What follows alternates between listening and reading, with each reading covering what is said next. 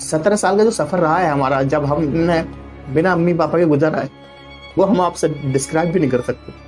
अगर आपके पापा नहीं है ना, तो इस दुनिया में ना तो तुम्हारे चाचा हैं, ना चाची है, ना ताऊ है, ना खालू है, ना कोई नहीं है। दोस्तों मोहम्मद अरबाज, जो मोहम्मद अरबाज ऑफिशियल के नाम से भी जाने जाते हैं, सोशल मीडिया पे उनकी वीडियोस काफी ज्यादा वायरल हो रही हैं। बात करें यूट्यूब पे, तो यूट्यूब पे उनका अभी 9 लाख से ज्यादा उनके सब्सक्राइबर हैं और उनका यूट्यूब चैनल बहुत ही ज्यादा तेजी से ग्रो हो रहा है। तो मोहम्मद अरबाज ऑफिशियल को हम पूरी तरह से आज एक्सपोज करेंगे कि मोहम्मद अरबाज ऑफिशियल कौन है, कहां से हैं, क्या करते हैं, और उनकी पूरी हम बातें आज हम जानेंगे वीडियो में। उनकी पूरी सच्चाई जानेंगे आज हम इस वीडियो में। वीडियो को एंड तक देखिए, वीडियो का आधा पार्ट भी स्किप ना करें। दोस्तों मोहम्मद अरबाज, यानी जो मोहम्मद अरबाज ऑफिशियल के नाम से भी जाने जाते हैं, यूट्यूब पे उनके 9 लाख से ज्यादा सब्सक्राइबर हो चुके हैं। और अगर मोहम्मद अरबाज ऑफिशियल की वीडियो सोशल मीडिया जैसे कि यूट्यूब है, इंस्टाग्राम है या फेसबुक है, बाकी ऐसे बहुत सारे प्लेटफॉर्म से उनकी वीडियोस को बहुत ज्यादा वायरल कर दिया जा रहा है। तो मोहम्मद अरबाज ऑफिशियल रिपोर्टिंग करते हैं, वो एक न्यूज रिपोर्टर हैं और फैक्चुअल न्यूज लाते हैं और रियलिटी न्यूज आपके सामने लाते हैं। दोस्तों एक साल पहले मैंने इसके करीब 2 लाख 2.5 लाख सब्सक्राइबर्स थे यूट्यूब पे। उससे पहले मोहम्मद अरबाज ऑफिशियल के 100K थे। तो मोहम्मद अरबाज ऑफिशियल को मैं पिछले 1.5-2 साल से फॉलो कर रहा हूँ। उनके यूट्यूब चैनल को मैंने सब्सक्राइब किया और उनकी वीडियोस को मैं देखता हूँ। और मोहम्मद अरबाज ऑफिशियल का यूट्यूब चैनल 1 साल 1.5 साल में ही इतना ज्यादा ग्रो हुआ। 1 लाख से लेकर 9.5 लाख तक सब्सक्राइबर लाना, ये अपने आप में एक बहुत बड़ा नंबर होता है दोस्तों। तो मोहम्मद अरबाज ऑफिशियल का यूट्यूब चैनल काफी ज्यादा तेजी से ग्रो हो रहा है। अरबाज ऑफिशियल जो है वो दिल्ली के एक जर्नलिस्ट हैं, दिल्ली के एक पत्रकार हैं जो ग्राउंड रिपोर्टिंग भी करते हैं और फैक्चुअल न्यूज, रियलिटी न्यूज भी जो है वो आपके सामने रखते हैं। दोस्तों बात करते हैं उनकी बायोग्राफी के बारे में। मोहम्मद अरबाज ऑफिशियल की एक शॉर्ट वीडियो मैं आपको क्लिप दिखाना चाहूंगा। ये मैं बताना चाहूंगा कि मेरी फैमिली में अम्मी, अब्बू, 3 सिस्टर, एक मैं। सबसे छोटा मैं हूँ, 3 सिस्टर बड़ी हैं, तीनों की मैरिज हो चुकी है, अपने अपनी लाइफ में सब सेटल है। एक निकम्मा मैं ही रह गया हूँ। उसके बाद बचपन में बताते हैं कि जब मैं 2 साल का था तो एक्चुअली अम्मी पापा छोड़ के चले गए थे। और इसको एक्चुअली हमें जो पाला है वो हमारे दादा दादी ने पाला है। तो ये कह सकते हो कि जब मैं 2 साल का था तो अम्मी पापा छोड़ के चले गए थे। तो मेरी बहनें यहीं थी तीनों, मैं यहीं था। कुछ लोगों का ये भी कहना है कि अम्मी पापा इसलिए छोड़ के चले गए क्योंकि पापा ड्रिंक करते थे। अब इस बात में कितनी क्लैरिटी है, ना तो कभी दादा ने बताया ना दादी ने बताया, लेकिन हमें ये लग चुका था कि अब हमारे पापा इस दुनिया में नहीं है, हमारे अम्मी पापा दुनिया में नहीं है। 2 साल, जब मैं 2 साल का था, बाद लास्ट टाइम में जब अपने मम्मी पापा से मिला था तो एटलीस्ट 17 साल बाद, यानी जब मैं 19 साल का था, अभी 3-4 साल पहले की बात है, जब 19 साल का हुआ तो मैं अपनी अम्मी पापा से मिल पाया। तो एक्चुअली वो आगरा सेटल थे। तो जो 17 साल का जो सफ़र है जो हमने बिना अम्मी पापा के काटा है, वो एक्चुअली में बहुत ज़्यादा टफ टाइम था। और एक ऐसा टफ टाइम था जो मैं आपको बता भी नहीं सकता। एक होता है ना कि आपको ये होता है कि यार आपके अम्मी पापा इस दुनिया में नहीं है, तो लोग आपको वो दूसरी नज़र से देखते हैं। लोगों को लगता है आप अनाथ हो गए। आपको कोई ताना नहीं देता क्योंकि दुनिया को पता है कि आपके अम्मी पापा नहीं हैं। लेकिन जब आपके अम्मी पापा होते हैं और आपको छोड़ के चले जाते हैं, फिर आपके जो चाचा होते हैं, चाची होते हैं, ताऊ होते हैं, ताया होते हैं, जो आपकी खाला होती है, बहुत सारे लोग होते हैं, फिर वो ताना मारना शुरू कर देते हैं कि देखो तुम्हारे मम्मी पापा तुम्हें पैदा करके छोड़ के चले गए, अब तुम्हें हम पाल रहे हैं। तो एक्चुअली में हम अपने खानदान के लिए बोझ बन चुके थे, स्पेशली मैं, मेरी 3 बहन। यहाँ से हमारी ज़िंदगी का एक ऐसा दौर, स्कूल था हमारा गाँव में। सबसे पहले जब मैं उठता था तो सबसे पहले काम मेरा ये था कि स्कूल में पूरे स्कूल की झाड़ू लगाने का काम मेरा था। पूरे स्कूल की झाड़ू मैं लगाता था। झाड़ू लगाने के बाद फिर मैं गांव में जाता था, गांव में जंगल में जाता था। तो जंगल में क्या करता था मैं कि जो अगोला होता है ना, अगोले को काटना, तो उसमें गन्ने की पूली बनानी पड़ती है, उसको बांधना पड़ता है और कंधे पर रखकर ट्रॉली में रखना पड़ता है। तो भैंसों के लिए चारा बनाना पड़ता था। उसके बाद फिर मैं दड़ियाल अखबार लेने जाता था। तो लगभग अखबार जब लेने जाता था तो जाड़ों में जाता था, तो कई बार 10-12 गाँव में मुझे अखबार बांटना पड़ता था। यानी सुबह से लेकर मेरे 3 काम हुआ करते थे। पहला स्कूल की झाड़ू लगाना, दूसरा अगोला लेकर आना जानवरों के लिए, तीसरा अखबार लाना। उसके बाद आते आते 9-10 बज जाते थे। उसके बाद हमारा खुद का स्कूल था, तो कई बार हम स्कूल जा पाते थे, कई बार लेट हुआ जाते थे। लेकिन हमारे चाचा चाची ने कभी नहीं चाहा कि हम स्कूल में पढ़ पाएँ। लेकिन कहते हैं ना कि इज्जत और जिल्लत अल्लाह के हाथ होती है। लेकिन फिर भी हम स्कूल ना जाने के बावजूद भी सबसे ज़्यादा ब्रिलियंट थे। और कहा जाता है कि मेरी बहनें और मैं सबसे ज़्यादा पढ़ाई में तेज आते थे, हमेशा तेज आते थे। ये बात उन्हें अखरती थी, हमारे चाचा चाची के बच्चों को अखरती थी कि ये बच्चे तेज कैसे हो सकते हैं। तो ये सारी जिंदगी का दौर निकला है हमारी लाइफ से, हमने लाइफ को इतना टफ काटा है। एक बार मुझे ध्यान है कि किसी बात पे मेरी बहन ने मुझे बहुत पीटा, और मतलब बहुत पीटा उसने किसी बात के लिए, और मैं नाराज भी हो गया, मतलब मेरी बहन मुझे पीट रही है। उसके बाद क्या हुआ कि मैं शाम को आई और उन्होंने मुझे 500 रुपये दिए, बोले चल अपने लिए कपड़े ले आने, और कपड़े ले गई तो, और उसके बाद वो खुद परेशान होने लगी कि चल अरबाज तो ने खाना खाया नहीं खाया। फिर मालूम मुझे पता चला कि मेरी बहन ने भी मेरे साथ खाना नहीं खाया।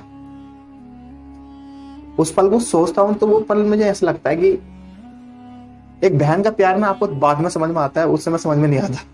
अभी मेरा हाथ कांप रहा है जब मैं वीडियो बना रहा हूँ। मैं एक्चुअली भाई बहन का प्यार ऐसा होता है तो उससे कुछ समझ नहीं पाता, बाद में समझ में आता है। खाने में घी ना डालना, चाय ना देना, लगता है कि यार बहन दुश्मन हो सकती है, लेकिन एक बहन कितना प्यार करती है इसको आपको बहुत बारीकी से समझने की जरूरत है कि उसके इस बर्ताव में भी एक प्यार होता है।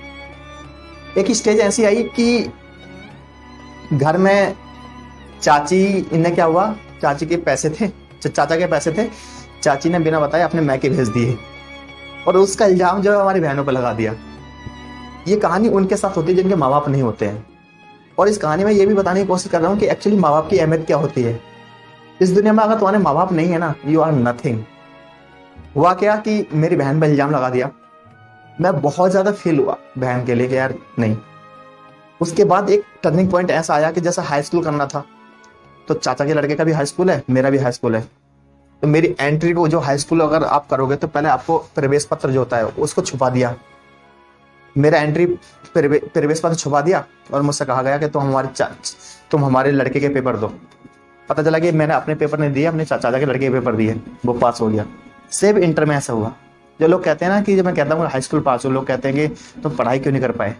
उसकी वजह यही थी कि तो मैं पढ़ना चाहता था, लेकिन हमें पढ़ाई से रोका गया।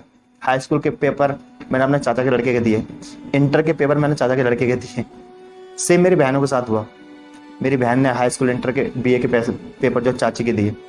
मेरी बहन को तो इंटर में 20,000 रुपये भी मिले थे, वो एक रेंजर साइकिल में मिली थी समाजवादी पार्टी की तरफ से, वो 20,000 रुपये भी ले लिया गया। उसके बाद मेरे रिश्तेदारों को ये लगा, चाचा चाची को, दादा दादी को ये लगा कि यार बहनें बड़ी हो रही हैं, तीनों इनकी शादी कर देनी चाहिए। अचानक 17 साल बाद जब मैं 19 साल का होता हूँ, मेरी बहन होती है 20 साल की, कोई 22 साल की, कोई 24 साल की, तो हमें पता चलता है कि तुम्हारे माँ बाप आगरा में रहते हैं। 17 साल हमने बिना माँ बाप काट दिए। हमें कभी बताया नहीं गया कि तुम्हारे माँ बाप जिंदा हैं, मर गए, हमें नहीं बताया गया कभी। अचानक जब मेरी बहन जवान हो जाती है, जब उनकी शादी की उम्र हो जाती है, तो बताया जाता है कि तुम्हारे माँ बाप आगरा रहते हैं और हम तुम्हें आगरा छोड़ के आने वाले हैं। मैं बता नहीं सकता कि एक इंसान का ये रंग हो सकता है। जिस इंसान की इज्जत बाहर समाज में इतनी है, क्या उसका एक काला रूप ये भी हो सकता है? आप बताना जरूर, क्या ये हर रिश्तेदार की कहानी होती है या मेरे साथ ही ऐसा हुआ है? तो मुझे अभी भी ध्यान है जब मेरी बहन को ये आगरा छोड़ने गए अम्मी पापा के पास, तो फर्स्ट टाइम मैंने अपने अम्मी पापा को देखा था। वो मेरे पापा का लास्ट टाइम था, यानी 1 साल बाद ही वो खत्म हो गए थे। तो मुझे ध्यान है अभी भी मेरे चाचा ये कहकर आए थे मेरी अम्मी से कि हम तुम्हारी लड़कियों को छोड़ के जा रहे हैं, इन लड़कियों को आप किसी फैक्ट्री में जॉब पे लगा देना। मैं बहन से बहुत नाराज था, गुस्सा करता था, लेकिन वो पल मेरा जिंदगी का ऐसा था कि यार क्या मेरी बहनें इतनी बुरी हो सकती हैं कि क्या वो किसी फैक्ट्री में काम करेंगी? मतलब मेरे चाचा ये कह के जा रहे हैं मेरी बहनों के लिए कि भाभी आप अपने बच्चों को किसी फैक्ट्री में लगा देना, वो पैसे कमा के लेकर। वो पल मेरी जिंदगी का बहुत बुरा पल था, लेकिन अल्लाह को कुछ और मंजूर था। आप यकीन मानिए मेरी तीनों बहनों ने मेहनत करी। एक ने जीएनएम का कोर्स किया, एएनएम का कोर्स किया, जो नर्सिंग का कोर्स होता है। आज 5 साल बाद आज हम कहाँ हैं, हम वो बताना चाहते हैं। मेरी एक बहन है, उसकी शादी हो चुकी है, उसके जो हस्बैंड है वो मर्चेंट नेवी में कैप्टन है, जहाज चलाते हैं। मेरी बहन खुद डॉक्टर है और उसका हॉस्पिटल मेरे नाम से आगरा में। मेरी एक बहन है जो अलीपुरा में रहती है, उनके हस्बैंड कॉलेज चलाते हैं, स्कूल नहीं चलाते, कॉलेज चलाते हैं। यानी तीनों बहनों की शादी हुई, और यकीन मानिए मेरे जो तीनों बहनों ही हैं, मैं आपको बता नहीं सकता वो किस स्टेज पर है। मेरे रिश्तेदारी में जितने भी मालदार लोग हैं ना, वो मेरे बहनों के सामने जीरो है। और रहा मैं मुझ जैसे निकम्मे की बात, तो आप देख सकते हो यूट्यूब पर अच्छा काम करना, 5 लाख फॉलोवर हैं, आप लोग प्यार करते हैं, 40-50 हज़ार रुपये मैं कमा लेता हूँ। मैंने एक चीज सीखी जिंदगी में कि तुम्हें दुनिया में ना कोई गिरा नहीं सकता, और चाहकर तुम किसी को नहीं गिरा सकते। ये इज्जत और जिल्लत ना अल्लाह के हाथ पे है। ये जो वो पल बहुत बुरा रहा, और मैं नहीं चाहता था कि इस चीज को कभी सोशल मीडिया पर रखूं, लेकिन रखने का मकसद ये था कि हम उस गुनाह को तो काउंट कर लेते हैं कि हमने किसी को कत्ल करा है, किसी को मारा है, लेकिन क्या हम उस गुनाह को समझते हैं कि जब हमने किसी को दिल दुखाया था, किसी के अम्मी पापा उसे छोड़ के चले गए तो हम उसे ताने मारते थे? क्या हमने उन खुद के बच्चों ने कोई गुनाह करा, लेकिन हमने इल्जाम उन बच्चों पर लगाया जिसके मम्मी पापा नहीं है, इसलिए इल्जाम लगाया कि इनके मम्मी पापा पैरवी करने वाले नहीं है? क्या हम उन बच्चों के, क्या हम हमने जो दिल तोड़ा है, जो 17 साल हमने किसी के साथ इस तरह गुनाह किया है, क्या आपको लगता है कि उसका अजाब खुदा आपको नहीं देगा? क्या वो गुनाह पे काउंट नहीं हो रहे? इस समाज का जो डबल स्टैंडर्ड है, मैं उसकी बात करना चाह रहा हूँ। समाज में अक्सर उस इंसान की बात की जाती है गुनाह की, कि किसी ने चोरी कर ली, किसी ने डकैती कर ली, किसी ने किसी का मर्डर कर दिया, उसे तो समाज गुनाह की कैटेगरी में रखता है। लेकिन जो इंसान किसी का दिल तोड़ता है, उसे लोग गुनाह की कैटेगरी में क्यों नहीं रखते? वो मैं मानता हूं जो गुनाह किया है, जो आप दिल तोड़ रहे हो किसी का, किसी को ताने मार रहे हो, किसी को जलील कर रहे हो घर के अंदर, वो बाहर की दुनिया नहीं देख रही, एक पावर तो है, वो तो देख रही है ना। और एक चीज बताऊं आपको, जो इंसान गुनाह सहता है और वो अपना दूसरे के गुनाह को अल्लाह पर छोड़ देता है ना, क्योंकि अल्लाह ताला उस गुनाह को कोई नहीं देख रहा, तो सोचो वो उसका असर जो है बहुत बुरा होने वाला है। ये छोटी सी मेरी कहानी थी फैमिली की। अल्हम्दुलिल्लाह मेरी फैमिली में आज अम्मी है, अब्बू नहीं है, अब्बू खत्म हो गए, और अम्मी बहुत अच्छे हैं, और 3 बहनें, तीनों की शादी हो गई, अपनी अपनी लाइफ में बहुत ज्यादा खुश है। लेकिन कभी मैं अपने बहनों के प्यार को नहीं समझ पाया, लेकिन बाद में समझ में आता था कि मेरी बहन है, मैं वो जो भी कर रहा हूँ। लेकिन आज एक चीज समझ में आती है, इस दुनिया में सबसे बड़ा कोई सगा हो सकता है ना आपका, तो सिर्फ आपके अम्मी पापा हो सकते हैं, बाकी कुछ नहीं हो सकता। यू आर नथिंग, कोई नहीं है।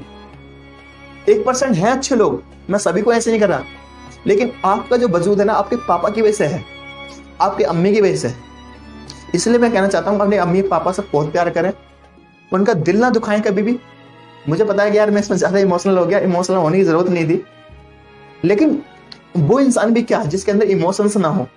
तो मोहम्मद अरबाज ऑफिशियल इस शॉर्ट क्लिप में अपनी लाइफ स्टोरी शेयर करते हैं, और ये कहते हैं कि मैं एक इकलौता भाई हूँ और मेरी 3 बहनें हैं, यानी कि वो 3 बहनों का एक इकलौता भाई है, और तीनों बहनों की उसकी शादी हो चुकी है। अगर उनके हम पेरेंट्स की बात करें तो उनके फादर और मदर उनको बचपन में ही छोड़ के चले गए थे अपनी दादी दादा के पास। और मोहम्मद अरबाज ऑफिशियल ये कहते हैं कि उनको उनकी परवरिश उनकी दादी और दादा ने की, उसके बाद उनको जो है उनको पाला पोसा उनके दादी दादा ने ही उनको पाला पोसा है। और उनकी एजुकेशन जो है वो बेसिक एजुकेशन उनके गांव में उनके दादी दादा ताया तायों के घर से ही। 1.5 साल पहले जब मैंने मोहम्मद अरबाज ऑफिशियल की एक वायरल वीडियो देखी थी, और उस वायरल वीडियो को देखने के बाद मैं उनके यूट्यूब चैनल पे देखा और उन्होंने अपनी एक लाइव स्टोरी शेयर की हुई थी, और लिटरली दोस्तों मेरी आंखों से आंसू आ गए थे। यूं तो मेरे आंखों में आंसू नहीं आती, मुझे कभी रोना नहीं आता, बट लिटरली मुझे मोहम्मद अरबाज ऑफिशियल की वो स्टोरी सुन के बहुत ज्यादा रोना आया था और मेरी आंखों से आंसू आए थे।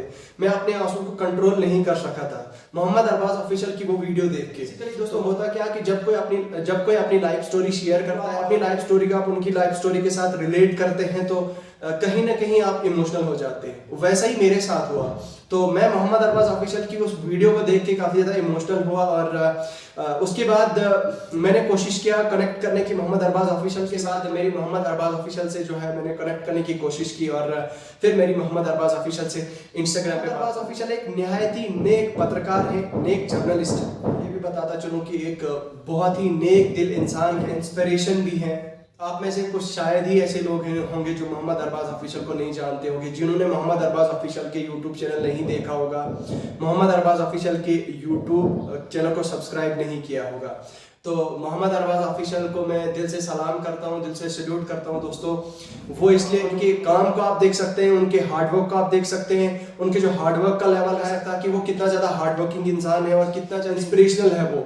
तो मैं मोहम्मद अरबाज ऑफिशियल के काम को जो है वो सल्यूट करता हूँ, सलाम करता हूँ। और मोहम्मद अरबाज ऑफिशियल को आपसे मैं यही कहना चाहूँगा कि खुदा आपको कामयाबी दे, इससे ज़्यादा कामयाबी दे। हमारी दुआएं आपके साथ हैं। और आप में से जो भी मेरी ऑडियंस है, जो भी मुझे मेरी इस वीडियो को देख रही है, मोहम्मद अरबाज ऑफिशियल को अभी तक नहीं देखा है तो आप यूट्यूब पे सर्च कर सकते हैं। ये वीडियो लिस्ट है, आप देख सकते हैं, आप जाके चेक कर सकते हैं और उनकी वीडियोस को देख सकते हैं। दोस्तों, फैक्चुअल न्यूज़ और रियल न्यूज़ लाते हैं मोहम्मद अरबाज। आपको मेरी ये वीडियो अच्छी लगी, इन्फॉर्मेटिव लगी तो मेरे यूट्यूब चैनल को सब्सक्राइब करें और मेरी इस वीडियो को लाइक करें और जितना पॉसिबल हो सकता है इस वीडियो को शेयर करें। मिलता हूँ आपसे नेक्स्ट वीडियो में, तब तक के लिए